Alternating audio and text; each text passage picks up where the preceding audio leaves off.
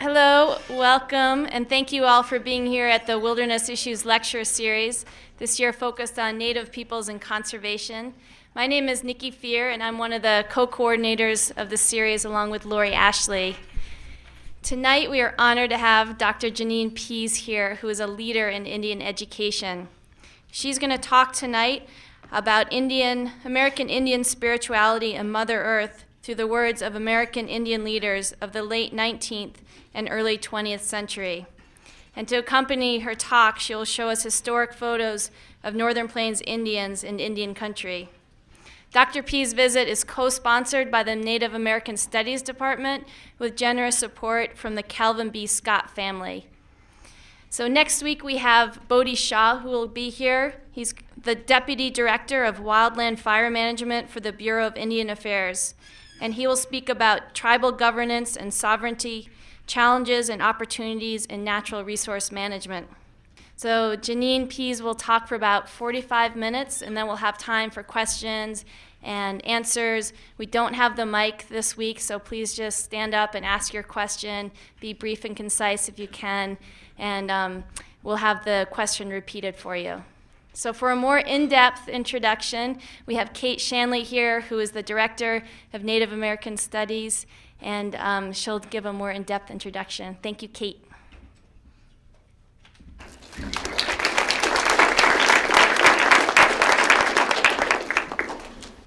Thank you, Nikki.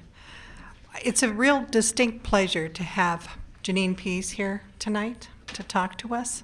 Janine is a personal friend and a friend of our family. I've long admired her for her role in American Indian education. So tonight I got the privilege of telling you a little about her before she stands up here. She's the president of American Indian Affairs and directs the Native American Studies program at Rocky Mountain College in Billings. She was the previous president and, in fact, founding president of Little Bighorn College on the Crow Reservation, and she was there for 18 years. She ran her own consulting firm at that time as well. She had consulted for tribal colleges as well as for universities. She's been active in Indian education, as I mentioned, her entire career, but also voting rights, state and national policy, and indigenous language immersion. She's, in 1990, she was awarded the National Indian Educator of the Year Award and the MacArthur Fellow Award for Geniuses in 1994. She's appointed by President Clinton to the White House Initiative of Tribal Colleges and Universities Advisory Council. She's from the Council of Chiefs, Lodgegrass District, enrolled member of the Crow Tribe, and also of the Big Lodge or New Lodge Clan and the Nighthawk Dance Society. It's a great pleasure to welcome Janine Pease, Native American Spirituality and Wilderness. Thank you.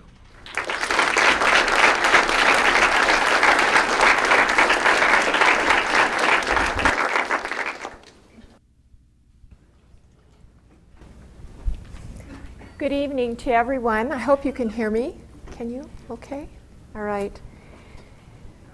This is a presentation that is of very special meaning to me because there are images of folks who are from our tribes in Montana and in South and North Dakota. Images from 1880 to about 1930, as well as their very voices about wilderness, about American Indian spirituality.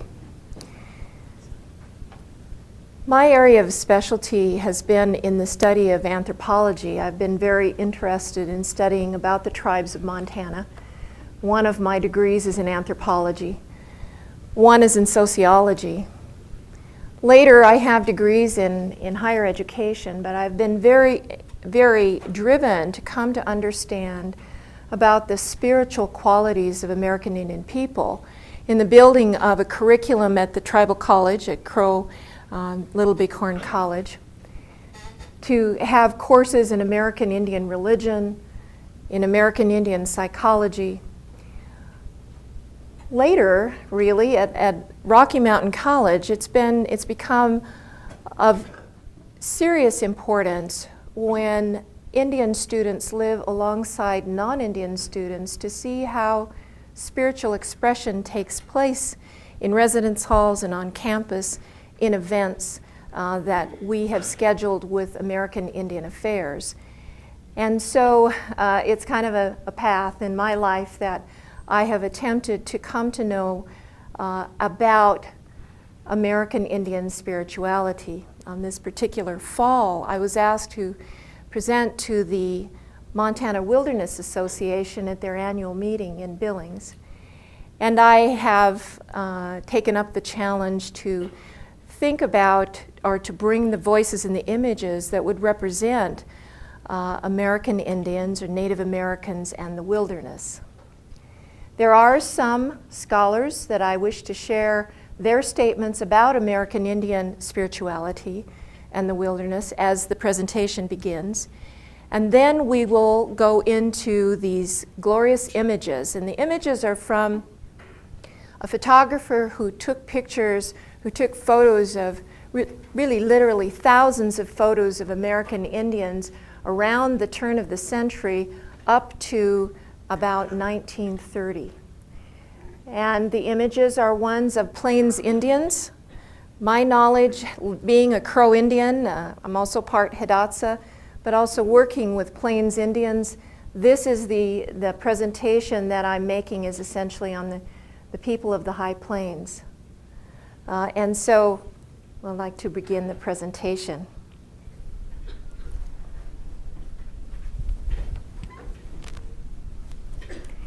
Native American spirituality and wilderness. We have Pagan people bringing the Sweat Lodge willows to the Sundance in 1911. They will build a sweat lodge alongside the Sundance as they're preparing to enter the Sundance Lodge. I think I would challenge each and every one of you to be as an acute observer as you possibly can. One of the leading learning styles of American Indians is observation. And throughout all of these images, you'll find that there is spiritual expression in the way in which American Indians are dressed, in the way in which they are situated and connected to the land. So noticing. You know, when my children were growing up, I said, can you notice? Can you imagine? Do you realize? I had even this little song that I would sing to them. But I think we can look at an image and glance at it, but I really ask you to put on your best studying eyes. You know, take this in its entirety, because while it is a photo, there are spiritual expressions woven throughout these images that are very powerful.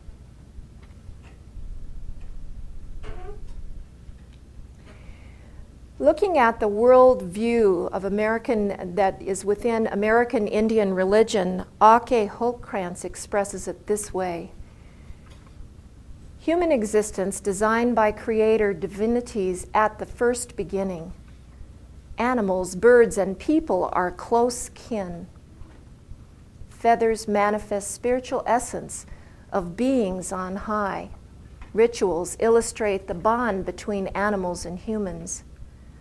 And there are ordinary and supernatural realms. Indians value highly the life on earth. 3 levels, heaven, earth, and the underworld, often occur in American Indian worldview.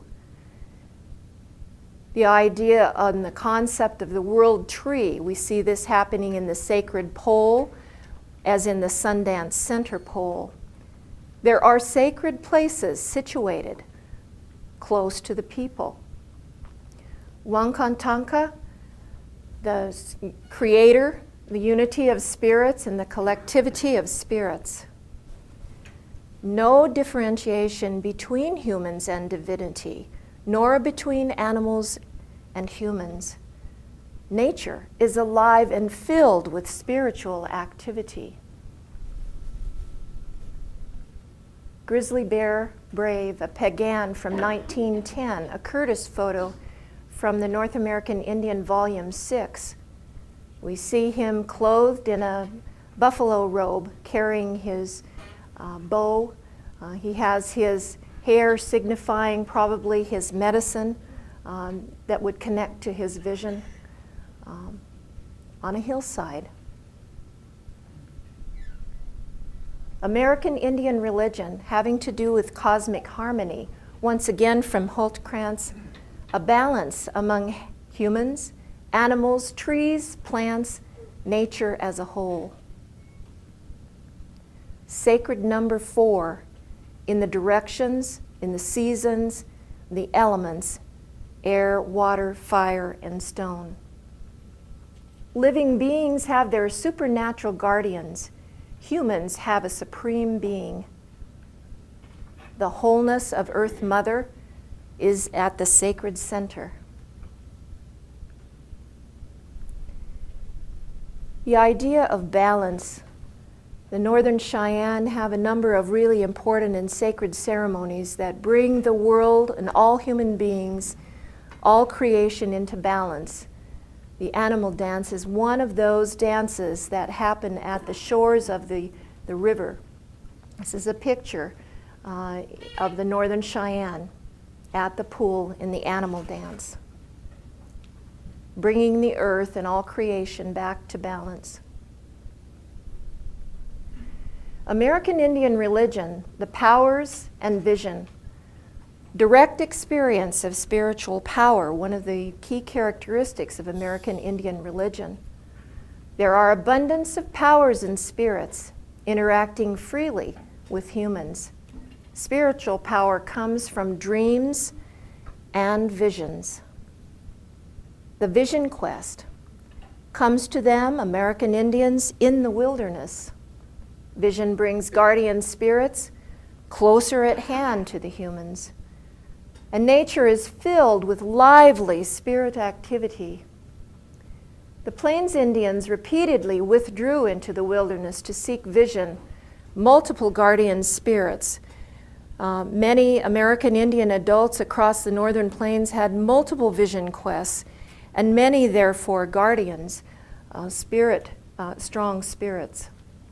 There were medicine men and common visionaries, and they're similar in their quality. The medicine men had more spirits, more guardians.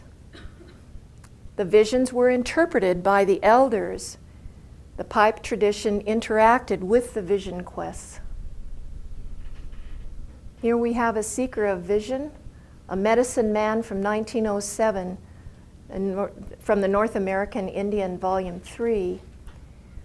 He has his buffalo skull, a part of his ceremonies, his pipe bag that he has in his hand, the actual pipe. He's offering words to the Creator, Wankantanka. And from Dr. Gregory Kajete, the Tewa educator, he analyzes the American Indian spiritual tradition. American Indian spiritual tradition is a way of living, a tradition of the people. Spoken words and language have the quality of spirit, an expression of human breath, like the wind, as a prayer and song with life energy. The spiritual tradition is a creative act of making something with spiritual intent, art, a creative process, an act, an expression of the spirit. Life and spirit, the dual faces of the great mystery, in never-ending cycles of creation and dissolution, are cyclical patterns of nature and the cosmos. A shared understanding that nature is the true ground of spiritual reality. The natural forms and forces are expressions of the spirit.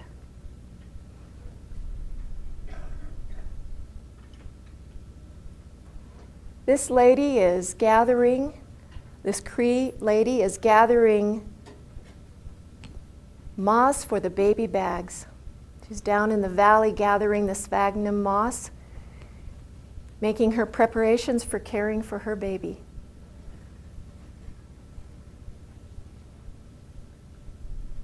American Indian religion, the cycle of life and death. Time is cyclical, not linear. Has neither past or future delineation. The circle is a symbol of earth and time. Medicine wheels counting time and calendars. Each person makes a cycle of time from birth to death, death as a beginning. Life beyond death, a place of bounty that resembles this world.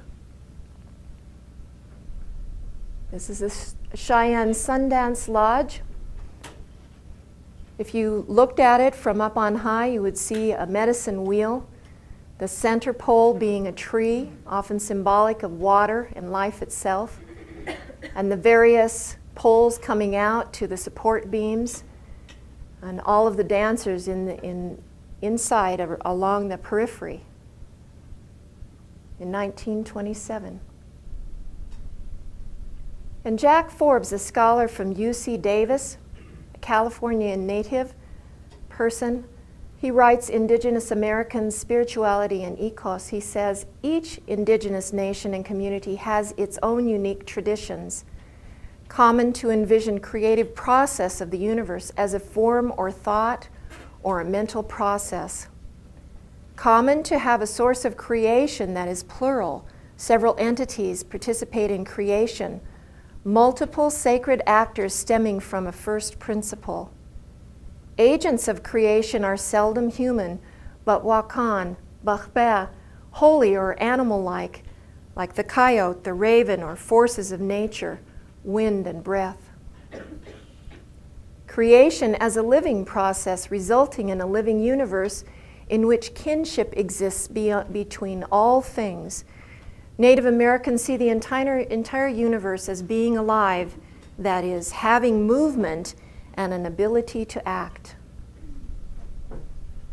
Yellow Kidney, a Pagan, 1910. We see the expression of the spirit guardians with the porcupine headdress, the feathers. Of course, the eagle, very powerful as a guardian spirit and messenger.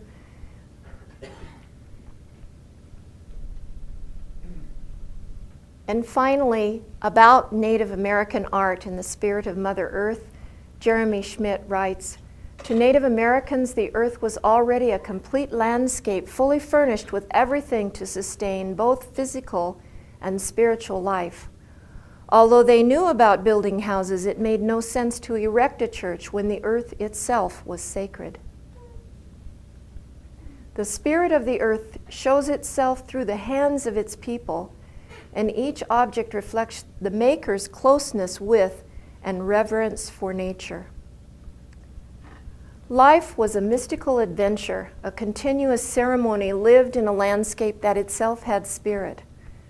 From the time a young man and young woman went alone on their first vision quest until the time he died, he sought a sacred relationship with all things, from the buffalo and the sun to the smallest insects. All these things had spirits of their own. To the Native Americans, religion, art, and daily life are all the same thing.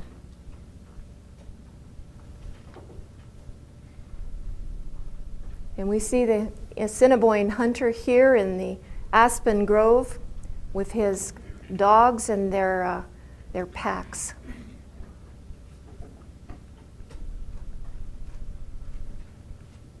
Now starts the voices of the native people from this early era. From Black Elk in 1931, the four-leggeds and the wingeds of the air and the Mother Earth, We're supposed to be relatively. The first thing an Indian learns is to love each other and that they are supposed to be relative-like to the four-leggeds. And thus we see this every strong kinship relation to the Wemetali, the all-where. The Great Spirit made the flowers, the streams, the pines, the cedars, takes care of them. He takes care of me, waters me, feeds me, makes me live with plants and animals as one of them. All of nature is in us, all of us is in nature. An Assiniboine mother and child. We see her wrapped in her buckskin baby cradle. And on her beautiful dress, she has symbols that would show us stars and flowers, leaves in her buckskin dress from the deer. And there she is in a beautiful, along a hillside in Aspen Grove.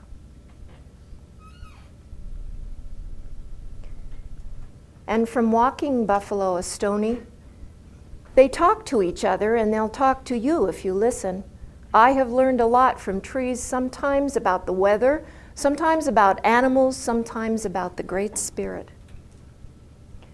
And Ohiyesa, a Dakota, it is our belief that the love of possessions is a weakness to be overcome. Its appeal is to the material part, and if allowed its way, it will, in times, disturb the spiritual balance of the man.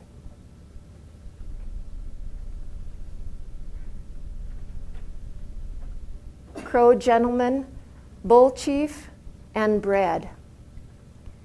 Bull chief is my great-great-grandfather. And bread comes from the community, the Valley of the Chiefs, Ashpachecha, where I come from. Morning Dove, a Salish, said, "A child might find these supernatural powers almost any place: water, cliffs, forest, mountains, remains of lightning-struck trees, animal carcasses, old campfires, or the sweat lodge itself. The spirits were supposed to appear to a child when they were impressed by the dedication and lured by the purity of the persistent seeker." From Joshua Wetzel, an Assiniboine elder in 1861, "But our Indian religion is all one religion, the Great Spirit. We're thankful that we're on this Mother Earth. That's the first thing when we wake up in the morning, is to be thankful to the Great Spirit for the Mother Earth, how we live, what it produces, what keeps everything alive." And by the river, Flathead Woman, 1911.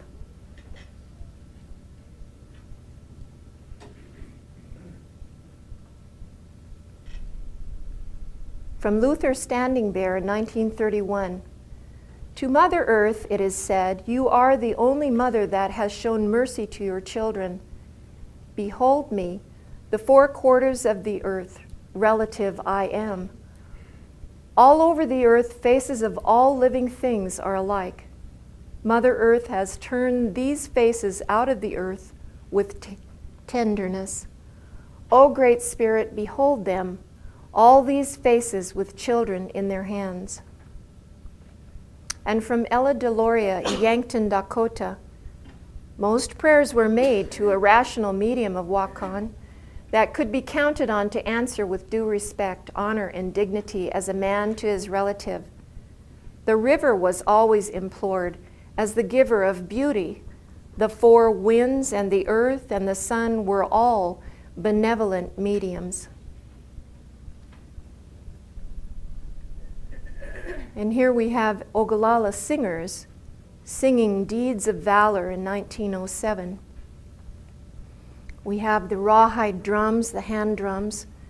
They have the headdresses. We see a eagle feather headdress on the man on the left.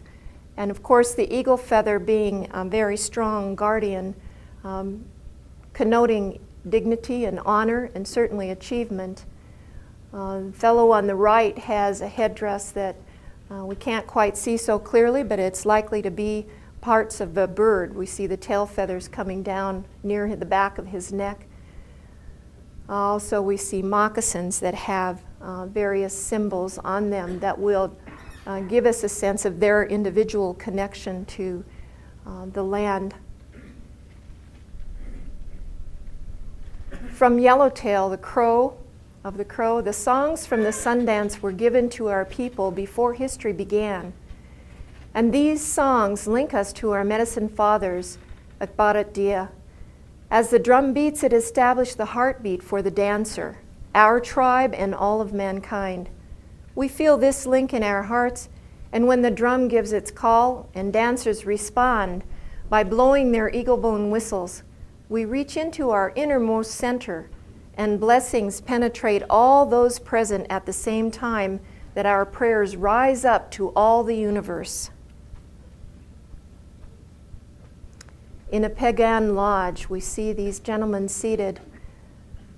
We see that the lodge is lined with symbols that have horse hoof symbols, triangles that are often connoting stars in the heavens. We see them in war shirts. We have necklaces with eagle claws, and we have fans with eagle feathers, a regal pair. From Mourning Dove, a Salish, everything on the earth has a purpose, every disease an herb to cure it, and every person a mission. This is the Indian theory of existence. From Luther Standing There in 1931, life for the Indian is one of harmony with nature and the things which surround him. The Indian tried to fit in with nature and to understand not to conquer or rule. Life was a glorious thing, for great contentment comes with the feeling of friendship and kinship with the living things about you. Oglala Lakota ladies drawing a lot of meat in 1907. We see their smoking fires as they're keeping the, helping the drying process with the meat.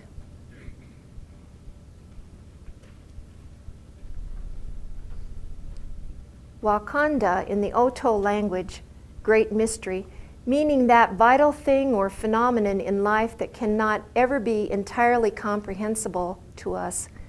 What is understood, though, through the spoken word, is that silence is also Wakanda, as is the universe and everything that exists, tangible and intangible, because none of these things are separate from that life force. It is all Wakanda. From Ann Lee Walters, an Oto-Pani teacher.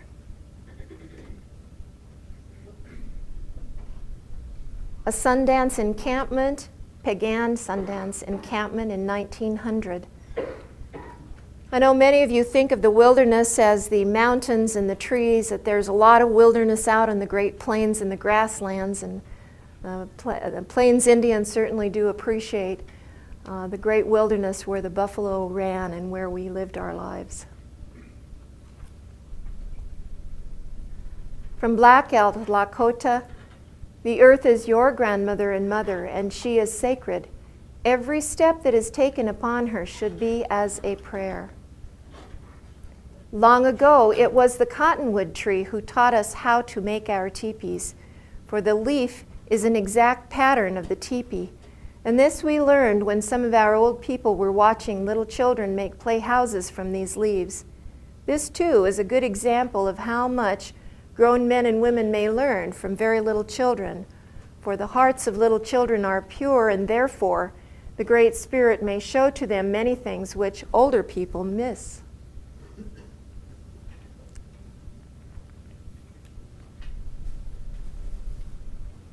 And the wilderness includes its badlands.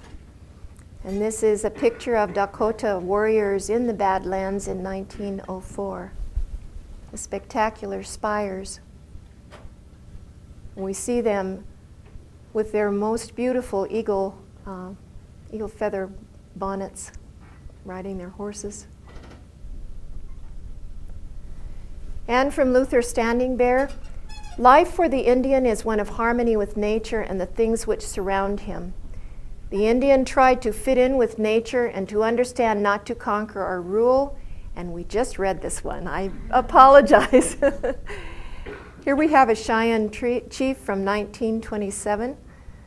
We see him carrying the feathers, no doubt of a very important symbol of guardian. He has robes probably trimmed with buckskin, leggings and moccasins.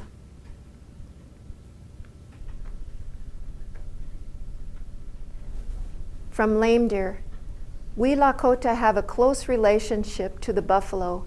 He is our brother. You can't understand about nature, about the feeling we have toward it, unless you understand how close we were to the buffalo. That animal was almost a part of ourselves, part of our souls. In a Assiniboine camp made of buffalo hides, and we see horsehair bedecking these, and some ladies sitting in front of them. The teepee lodge, the lodge poles that make the frame of the lodges, up against a cottonwood grove.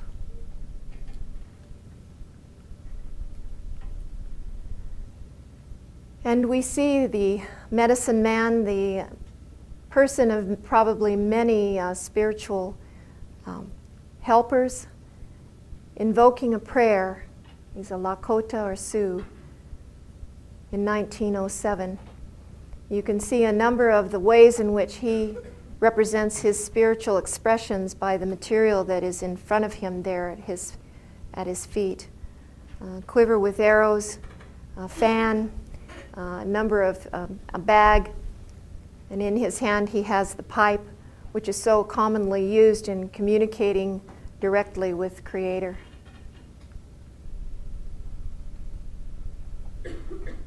And as we look back at those images and think about the words that we've heard, then some words from Jack Forbes. Indigenous Americans tend to see this living world as a fantastic and beautiful creation, engendering extremely powerful feelings of gratitude and indebtedness, obliging us to behave as if we are related to one another. An overriding characteristic of Native North American religion is that of gratitude, a feeling of overwhelming love and thankfulness for the gifts of the Creator and the earth and universe. The old people came literally to love the soil, and they sat or reclined on the ground with a feeling of being close to a mothering power. It was good for the skin to touch the earth, and the old people liked to remove their moccasins and walk barefoot on the sacred earth. The soil was soothing, strengthening, cleansing, and healing. Wherever the Lakota went, he was with Mother Earth no matter where he roamed.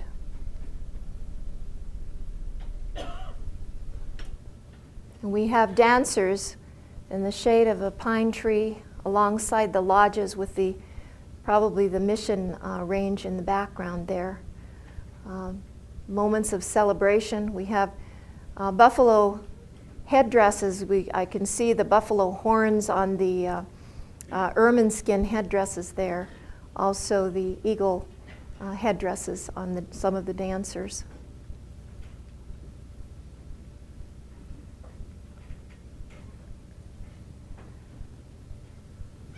And some of the wilderness, Blackfoot country. In 1928, we see a warrior in his warrior shirt on his horse with his eagle feather bonnet.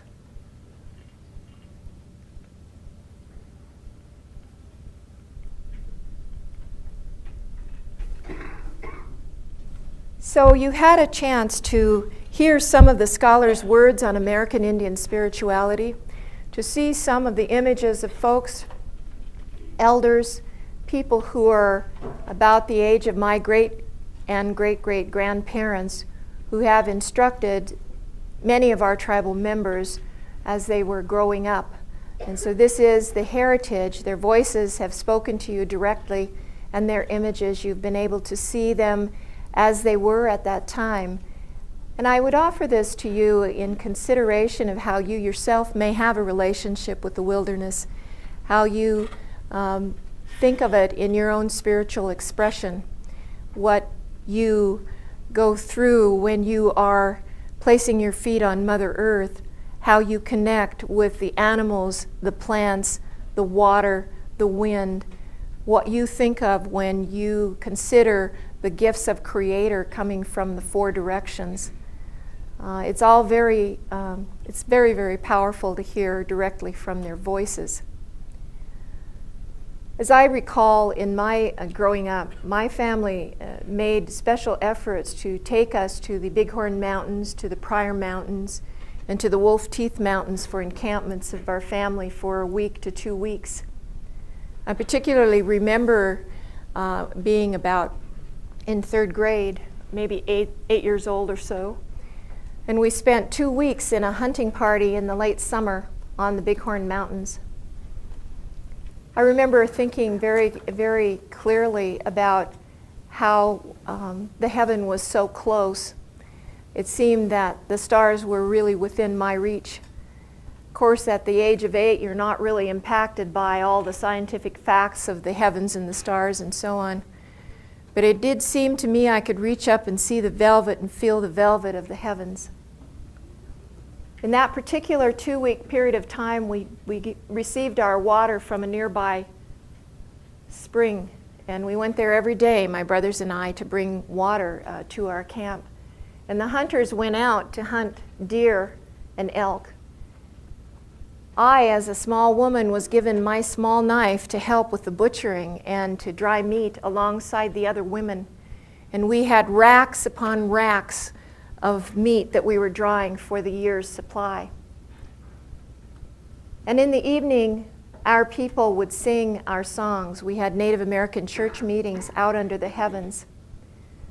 So we had a convening of our Native American church meeting at sunset, and over the course of the night, all of the prayers and the songs sung to Creator.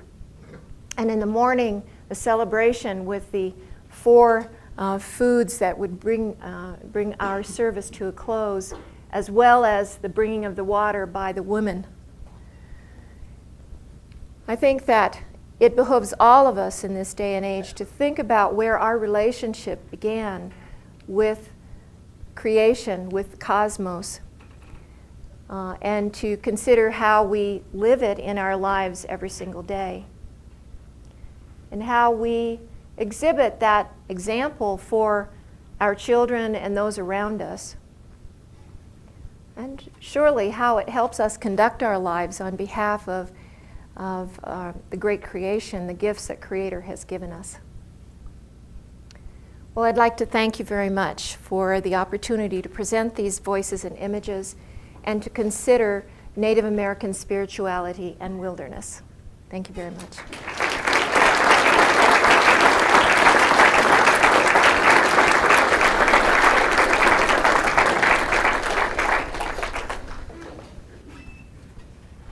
Does anyone have questions on this or anything, the topic you'd like to engage on?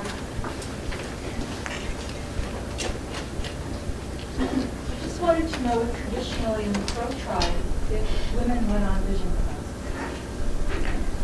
quest. Women fast in a number of ceremonies, and certainly it's a quest for vision.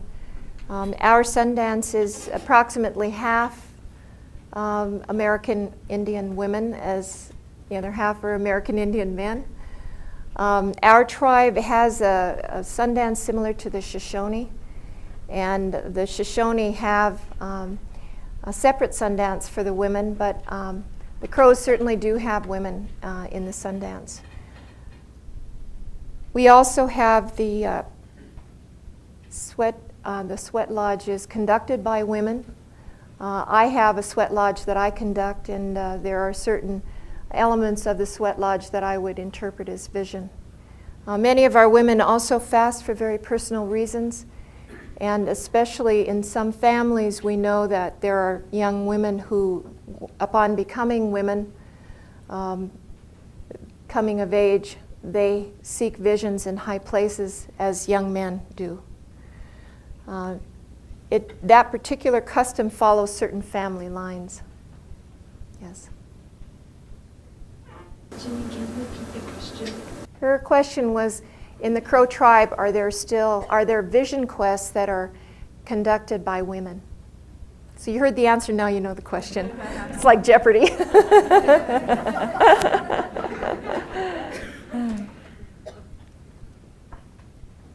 Yes, ma'am.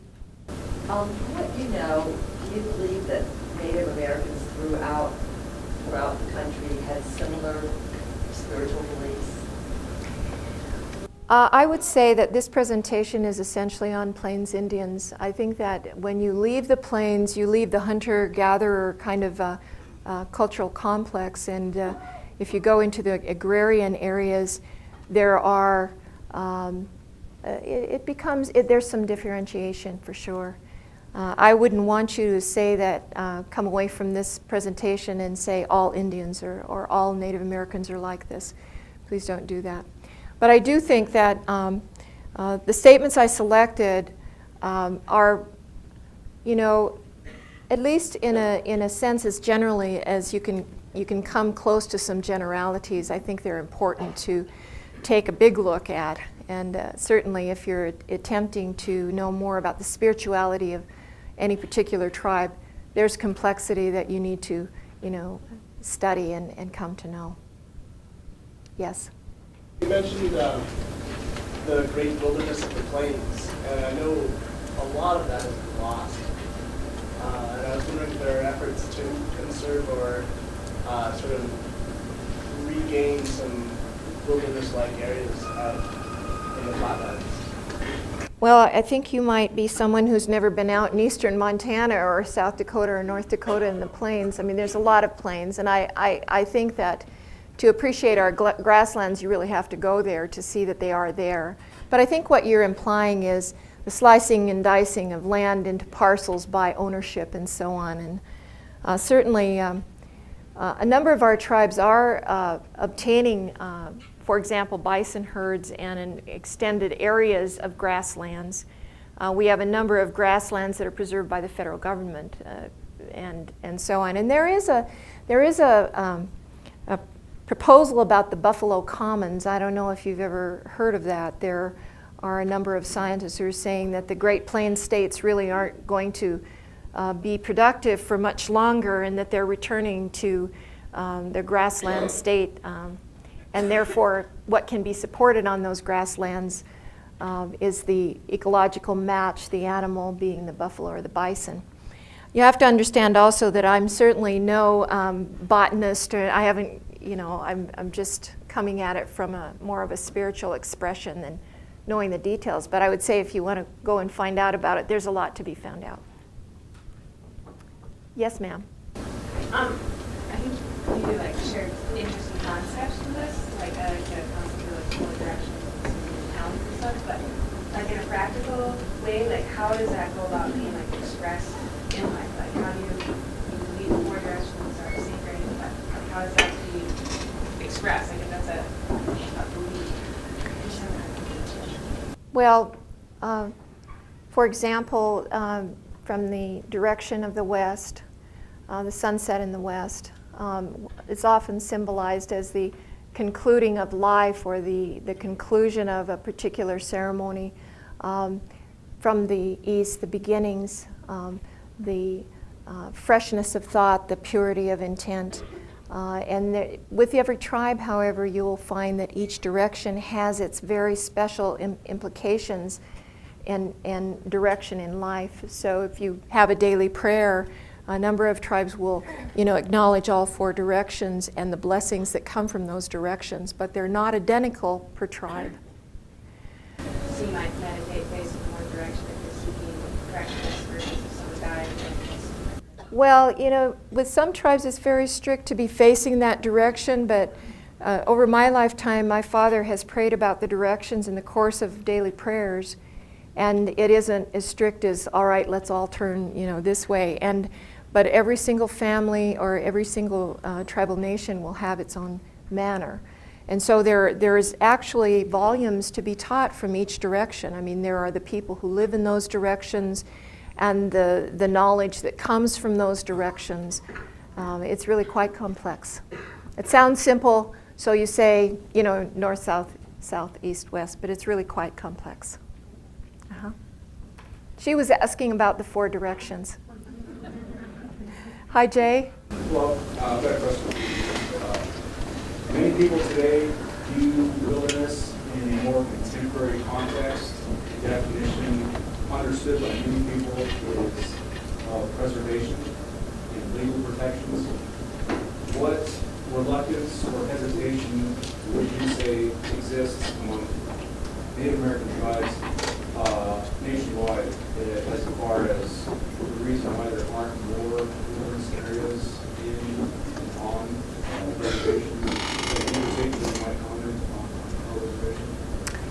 Yeah, his question is about, well, did you hear it? Because I'm not sure I can repeat it. Did you hear it? About wilderness and what are some of the issues that Indian people have about it. Of course, the pressures on Indian people on reservations are economic, and the ability to utilize the resources within what would otherwise be considered a wilderness area. And there are a number of tribes who've taken different positions on that. For the Northern Cheyenne, for example, have chosen not to develop coal and oil and gas because they're very interested in their preserving their relationship with their land and the way in which they have been given that land. For the Crow, we're right now in quite a development stage. The coal bed methane gas development would be an illustration of what our current administration is interested to do. However, we do have some of our land that is preserved in a restricted area. Most of that area is used for cattle raising, which are cattle grazing, which isn't probably the best use of what we would normally think of as wilderness lands.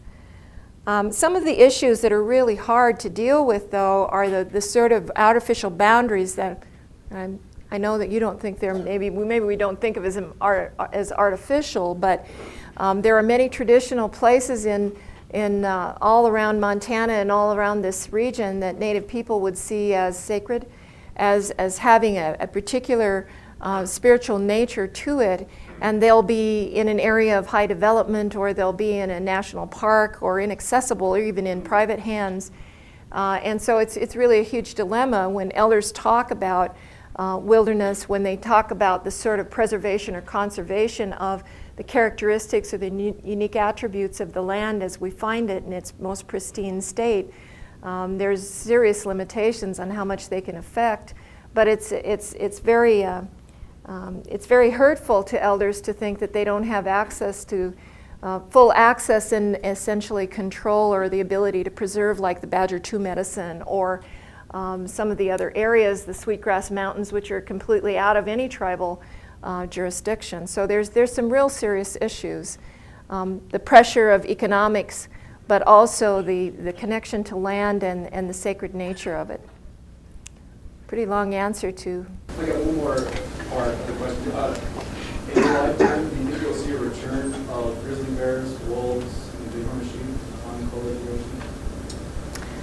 Well, I think that we've seen the return of the buffalo. There are a few grizzlies, and I think there are more and more young people who see the significance of these animals as part of creation. So I have a lot of faith and hope in persons like yourself, Jay, that see its importance. I think we've really been pretty much under the domination of the rancher farmer mentality, which hasn't much use for Indians, wolves, grizzlies, buffalo. I mean, it's a pretty long list. Yes, over here. I just have a comment. I'm Brian Alola. I'm a senior business accounting, and I'm also a old member of Vermont.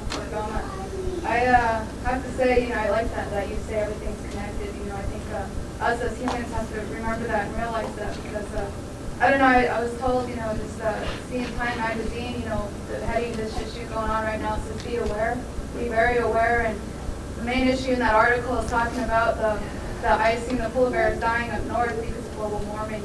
And, you know, this world, the way the world is built now, our economy and capitalism, we're built on permanent. You know, we're trying to make everything permanent, but as things change and everything is affected, you know, it's like a ripple effect, and everything's affected for everything that happens. And, you know, this change is going to happen soon, you know, where, you know, it's out there. You know, the world is getting affected by global warming, and the polar bears are showing it right now, and the Time magazine is featuring it. And I think, you know, just that concept you shared about how everything's connected, you know, I think that's an important philosophy, that we can't have everything stable and permanent. You know, like our lives are going to be changing dramatically in the next few years. And as a business person, I am not scared. Whenever there's a need, there's an opportunity. One of the principles of connection, too, from Native America is what is often referred to as the 7 generations principle in decision making, and it really is very much related to the concept of wilderness, or the position of human beings in all creation. And the idea is that in every decision or everything that you make, you need to visualize and think about the well-being of the member in your family that's 7 generations yet to be born, so that the impact that you make, or the decision that you make, the action that you take, has an impact on those generations yet to come.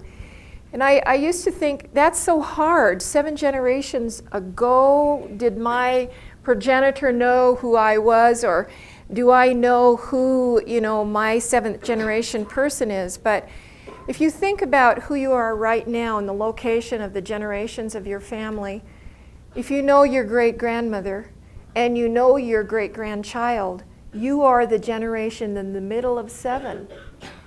And there is knowledge that can come from your great-grandmother to you.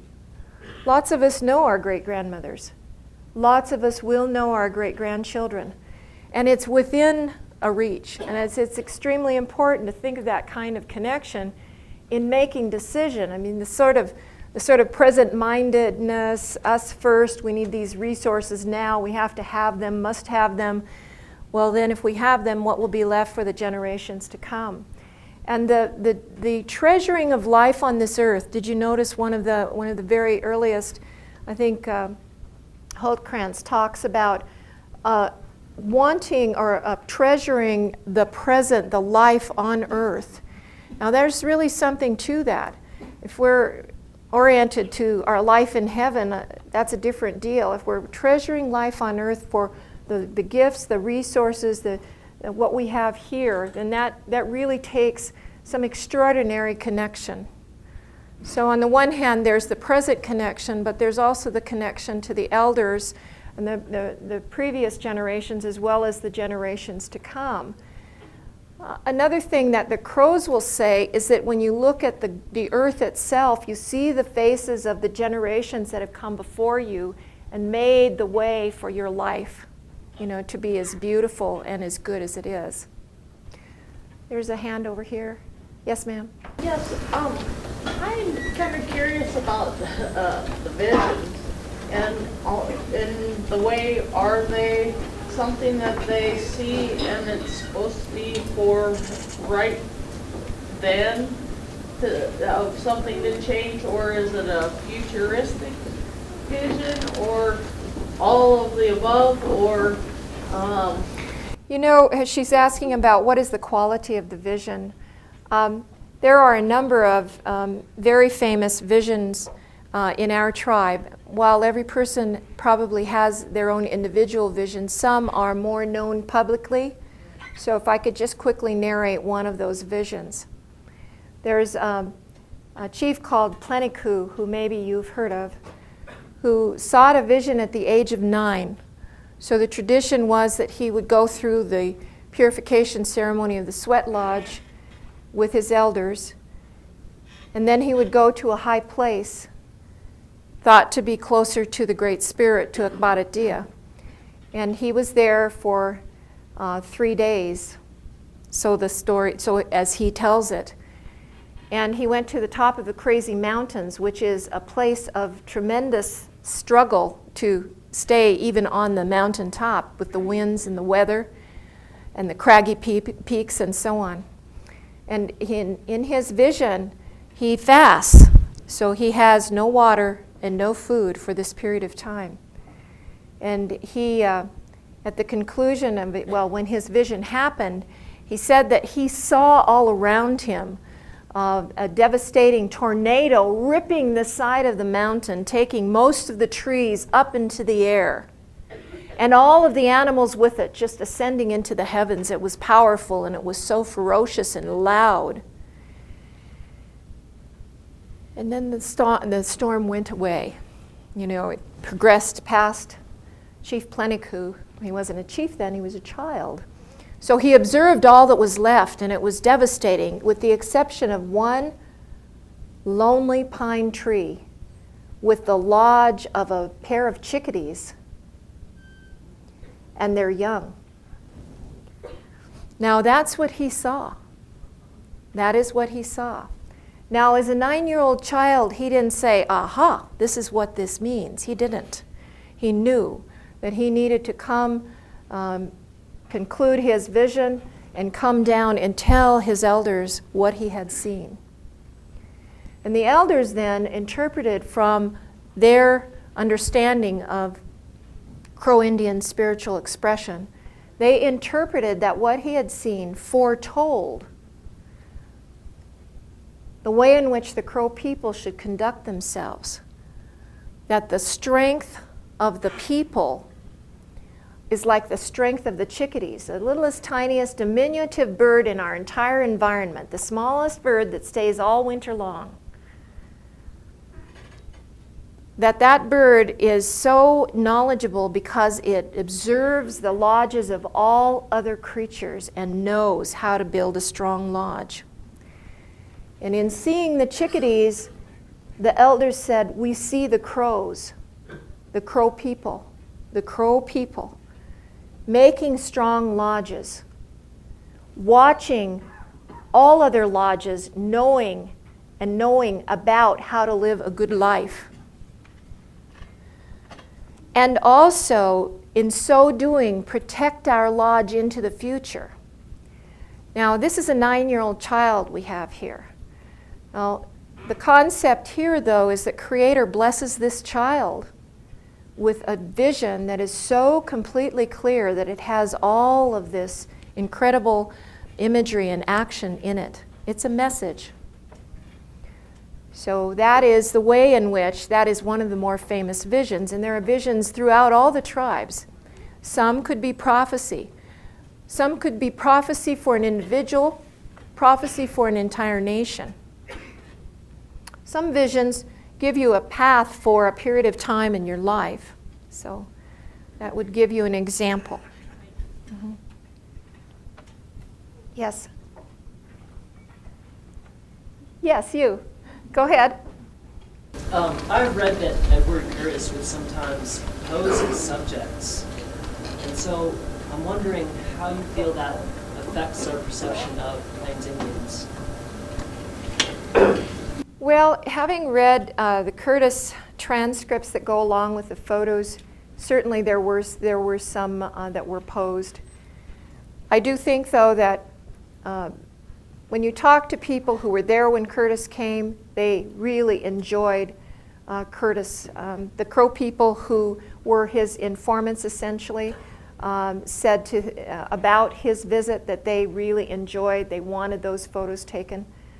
The tribal colleges have installed the entire volume of the Curtis works, making the decision that this represents our people at this particular time, and in a very fine way.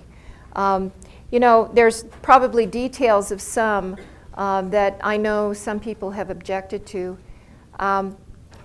You know, I kind of knew that question might come up, but I do think, as a scholar in Native American studies, I think that the Curtis photos are absolutely enormously rich. And I think they speak to us, you know, from a time that is no longer with us. I mean, it's, you know, people certainly do have regalia. The wilderness is there. If you were to go back and match places, the landscape is there. Anyway, yeah, that's what I would answer to you. Any more? Yes, sir. You mentioned a feeling of gratitude or indebtedness towards nature, and I was wondering how, in a traditional way, someone might go about repaying that debt. An illustration of that would be the hunter who kills a deer to thank the deer for giving their life for the sustenance of his family. The gratefulness of the people for bringing the entire buffalo herd close enough so that the people can kill buffalo and be sustained for the winter. Creator brings roots, brings berries, brings the season, even water. And so all these resources are not just taken for granted as being there physically, essentially, but being brought. And so, for example, when we have very fine fortune in the crows, we actually feed the river because the river feeds our entire valley and water keeps us alive. So we, in our inaction of gratefulness, bring a meal to the river and feed the river. Those are just some examples. There are many. Yes? I was wondering, in your presentation we talked about the 4 elements, and recently we've been having some major natural disturbances in our country in relation to those elements, like earthquakes and large-scale fires and hurricanes.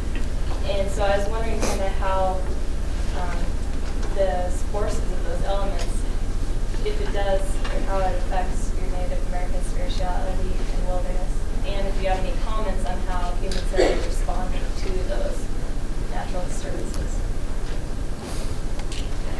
Well, you know, one of the ways in which I come to recognize the elements is in the sweat lodge. We look at the way in which we worship there in the sweat lodge and the elements that bring that place of worship together.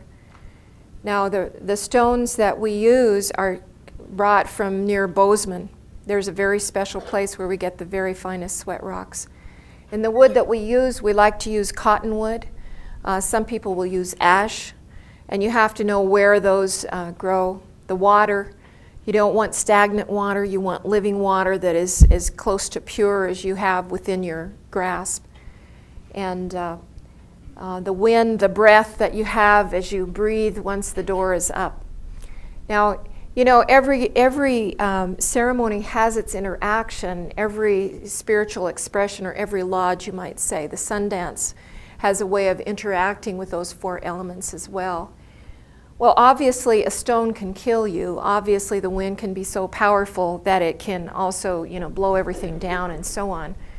But I think that American Indians lived within the forces of nature and understood and recognized its power, and had strategies to deal with the adversity that might bring. So, for example, as huge storms come up on the prairies, we take our teepees down and we take cover.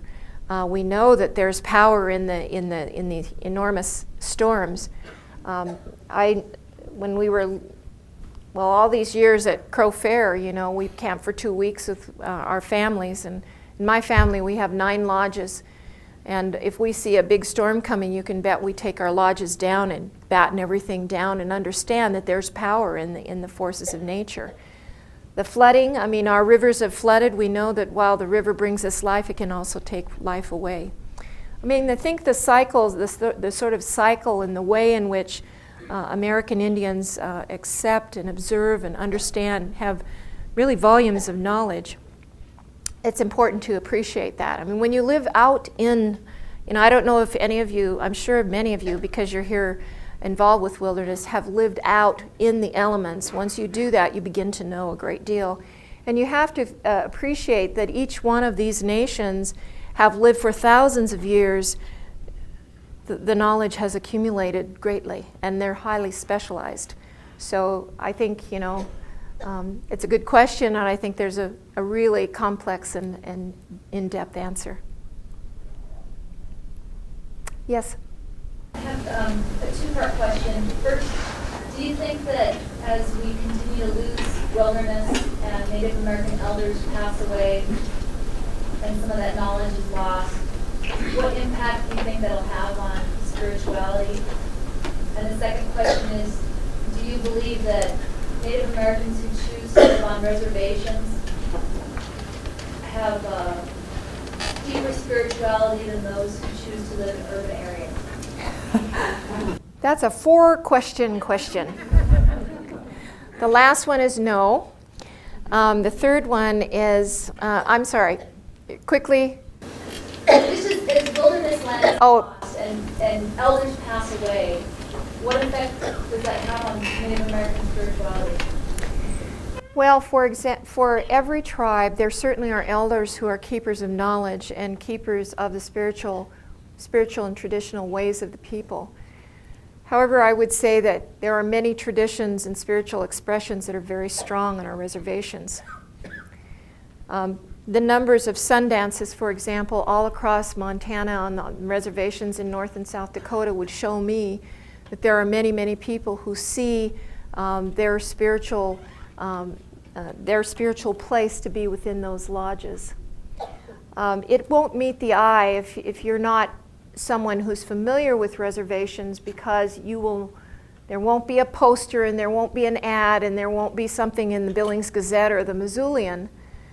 But if you know the people, you can find out that there are sun dances and sweat lodges, Native American church meetings. One time at Crow, we were interested to know how many sweat lodges there were. And we're really not supposed to count, you know, that's something that you really ought not to do. We're in a quantification society, but one of our scholars at Little Bighorn College said, well, I won't count all of them, I'll just count some of them. And so he went from Hardin, Montana to Crow Agency and counted 38 sweat lodges. Well, what that means to me is proportionately, there's probably something like 250 sweat lodges on the Crow Reservation. And they're being used monthly, every other week. Some people go in every third night. And there's a whole lot of religion going on. I have to tell you, I think that people can say, I really get, it irritates me when people say, oh, the religion is going away and the Indians are dying and, you know, and our old ways and the elders, and they go into this downhill spiral. And I just think that in Montana it's not like that. I suppose there are reservations where it is, but you know, I've traveled in New Mexico a lot, in Arizona, in North and South Dakota, in Canada, all the reservations on Montana, and I really think that there's some tremendous spiritual strength in amongst our people. And I think that our young people are in a position far different than where we were, let's say, in the 30s. Now listen, if you would ask me that in the 30s, well, first of all, I wouldn't have been here, but if you ask my dad, he would say it's tough times because all of that was illegal. Well, you know, that's a different time. And I really do think that this spiritual expression is really quite strong on our reservations.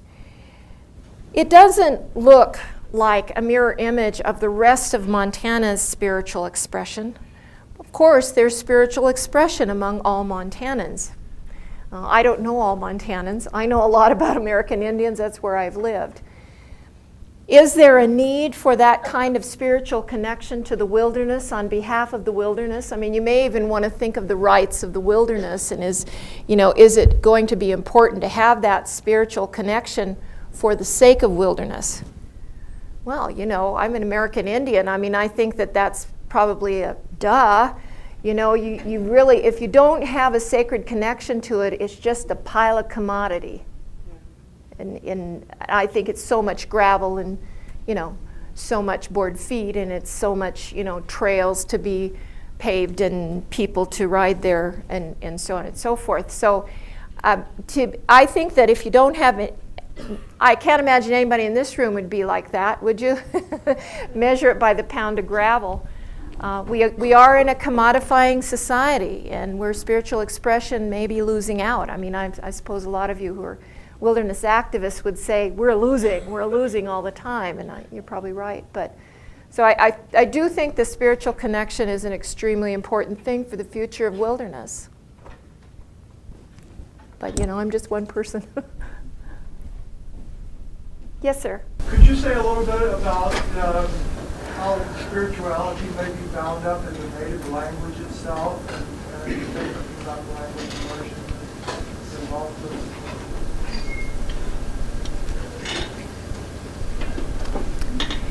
Well, there are mechanisms in native languages that would tell us about the position of humans, plants, animals, rocks. The division, for example, of things that are inanimate and animate, that have breath versus have no breath. Because of the spirit-filled nature of creation, we would find in Indian languages that everything has breath. Everything has an animate nature. And so it's really difficult to find just physical, inanimate objects. The stones speak. I myself have heard stones speak and sing. And a lot of people would just say, well, it's so many pieces of gravel, and it's rock, and it's dirt. So I think there would be that distinction. In native languages, we see very little reference to past tense or future tense. Very much emphasis on the present. And so the spiritual expression of living on earth and its very vital quality and gratefulness for the way, the present is. Now, someone will say, well, then how do you talk about your ancestors, or how do you talk about your descendants? Well, it's rather contextual. But when you have cyclical concepts of time, the present is really the strongest. And that's really different from the mainstream society, when I think we invest a lot in what we think the future will bring. So we do everything sort of now invested in the future. Yeah, let's see. To talk about the guardians is to talk about the spirit of the spirit of the voice of the eagle would be like talking about a person. I mean, the personification. So, there wouldn't be any distinction. Another thing that we have is that in most native languages we don't have gender pronouns, so we don't have his or her, or we don't have she or him. There are some languages that do, but for the most part, and especially in the plains, so there's a lot of the gender implication that's also, not existent. Yeah, I should have prepared for that question, and I didn't. Good one, though. Very good one. Let's see. Yeah, thank you so much for sharing with us tonight. As an educator and someone involved in higher education, I'm wondering what approaches you have found work in a classroom setting or in a college university setting for teaching about spirituality, and especially its expressions you talked about tonight. Yeah, well, her question is, how do we teach about spirituality and in education? I think that you have some very important institutions in Montana that have come to some really important conclusions about that, and that the spirituality of the people needs to be a part of education. The body, mind, and spirit, the whole person, the tribal colleges. They are teaching religion, and they're teaching native religion. And I know that, it's just, well, when we were looking at effective methods, this Dr. Greg Kajete that you saw the quotes from, he looks at the ecological education, that is the education of the whole child in the whole community and the whole of creation. And there isn't any way you can look at that sort of physically from a Native American point of view without having a sense of the spirituality of it. If we looked, for example, at Little Bighorn College, we wanted to know about our students what their names were, and the naming is a very spiritual event. We wanted to recognize and respect every single person for that spiritual event in their lives. And we had a names census among all of our students for 5 years running. Now, I've been away from there for 5 years. But people were very happy to share those stories. And why are names spiritual? You know, they could be Peggy or Janine or something. That doesn't sound very spiritual. But the naming process is done by a clan elder for a child. And it is a prayer relationship between an elder who then is involved in the child's life for the rest of their life. The name may very well connect into a spirit guardian. So we recognized one another by talking about those names and calling one another by those names, by our special Indian names.